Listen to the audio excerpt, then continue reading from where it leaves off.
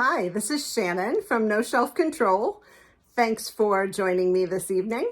I am coming to you tonight to talk a little bit about the March tournament of books. Now, I'm sure most of you know of the NCAA March Madness basketball tournament, but maybe not all of you know of the March tournament of books. So this is something that is relatively new, I would say within the past 5 or 10 years. And I talked about it a little bit in a video last week and got a little bit ahead of myself. So it has been a while since I have looked at the March Tournament of Books, and I had it in my head that it was structured just like the NCAA tournament, that there were 64 books that played down, all the way till you got to the 16, to the Elite Eight, Final Four. It is not quite like that. I was a little bit ambitious on behalf of the Tournament of Books.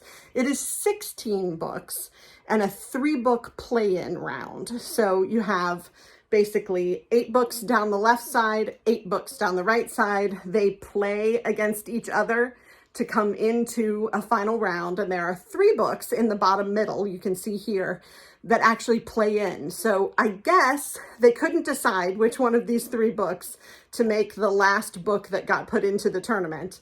So they're allowing folks to vote. And you'll vote on these 3 books. The voting may already be closed, but we vote on the 3 books, and one of those will get picked to go into the tournament and be the 16th book in the tournament. So I think that's really interesting. I love this tournament. I don't think I've taken part in it since COVID. And I don't know why, because I certainly had time during COVID. But I think this is a lot of fun. I love the NCAA basketball tournament, and so I love this just as much because it's right up my alley and being about books. Now, the books, I will caveat for you, they are a little bit more highbrow. These are the books generally that have been chosen for the Booker Prize. They're Booker Prize shortlisted. They're bestsellers. They're a little bit more esoteric, perhaps, than your average run-of-the-mill book, but they're great books. I have rarely seen something come off this list that I didn't enjoy. Sometimes they're a little much for me, but I definitely would use this as a forum to take book suggestions. And I love having the opportunity to see. So each pairing has a different judge assigned to it.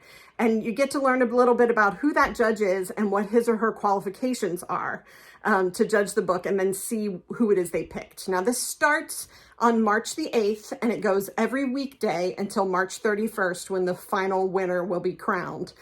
So I will be back on March 8th to talk about the first 2 books, but wanted to introduce you to the 3 play-in books before the tournament actually starts.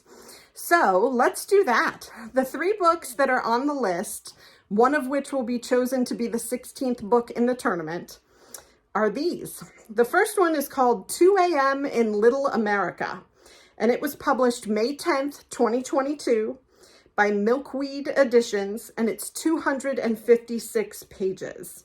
You can see the cover. It has sort of that, a little bit of old-timey newspaper kind of feel to it in the font. So I'm really interested to see what this one is going to be about. And here is the synopsis of the book. I don't know if I said it, but the book is by Ken Kalfus. So it's a novel by Ken Kalfus.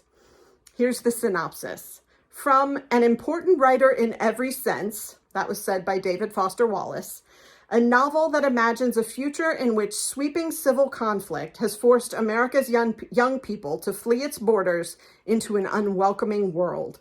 One such American is Ron Patterson, who finds himself on distant shores, working as a repairman and sharing a room with other refugees.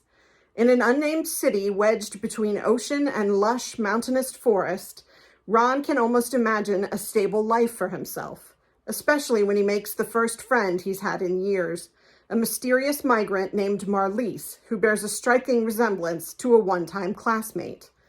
Nearly a decade later, after anti-migrant sentiment has put their whirlwind intimacy and asylum to an end, Ron is living in Little America, an enclave of migrants in one of the few countries still willing to accept them. Here, among reminders of his past life, he again begins to feel that he may have found a home. Ron adopts a stray dog, observes his neighbors, and lands a repairman job that allows him to move through the city quietly.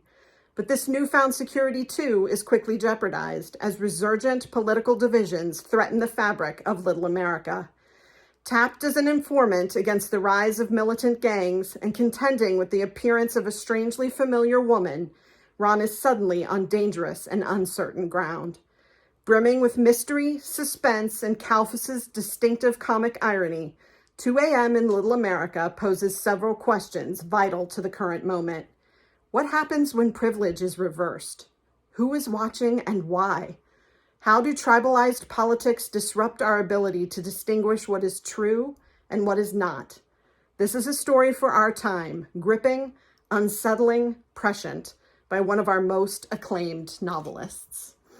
So I do think the fact that America is now considered a country in this book where people are migrating and fleeing and becoming immigrants and receiving some of the treatment that others receive in our country today is a very interesting premise. And I think the questions that are talked about at the end of the synopsis are very intriguing. So I'll be interested to read more about that one. So that is one of the play-in novels for the March Tournament of Books. The second one is called An Island by Karen Jennings, and it was longlisted for the Booker Prize.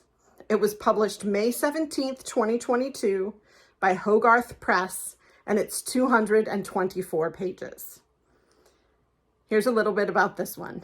Longlisted for the Booker Prize, a powerful novel about a lighthouse keeper with a mysterious past and the stranger who washes up on his shores, the American debut of a major voice in world literature. Samuel has lived alone on a small island off the coast of an unnamed African country for more than 2 decades. He tends to his garden, his lighthouse, and his chickens, content with a solitary life. Routinely, the nameless bodies of refugees wash ashore, but Samuel, who understands that the government only values certain lives, certain deaths, always buries them himself.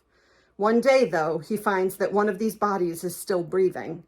As he nurses the stranger back to life, Samuel, feeling strangely threatened, is soon swept up in memories of his former life as a political prisoner on the mainland. This was a life that saw his country exploited under colonial rule, followed by a period of revolution and a brief, hard-won independence, only for the cycle of suffering to continue under a cruel dictator. And he can't help but recall his own shameful role in that history. In this stranger's presence, he begins to consider, as he did in his youth, what does it mean to own land or to belong to it? And what does it cost to have and lose a home? A timeless and gripping portrait of regret, terror, and the extraordinary stakes of companionship. An Island is a story as page-turning as it is profound.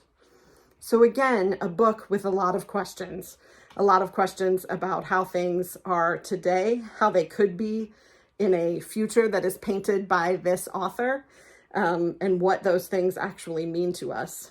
I also wanted to point out, I don't know if you saw it on the cover, the shore and the waves as they come in, they make a face.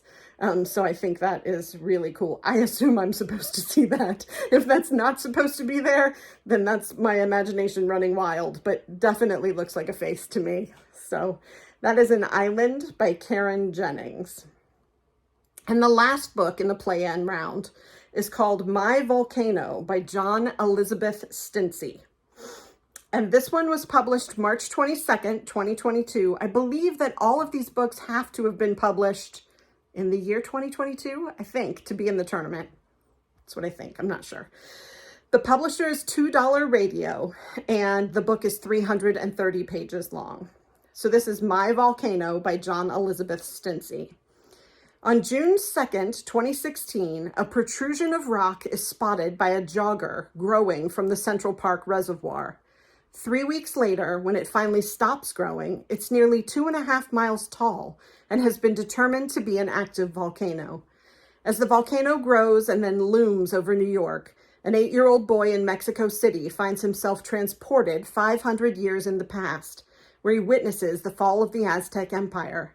A Nigerian scholar in Tokyo studies a folktale about a woman of fire who descends a mountain and destroys an entire village.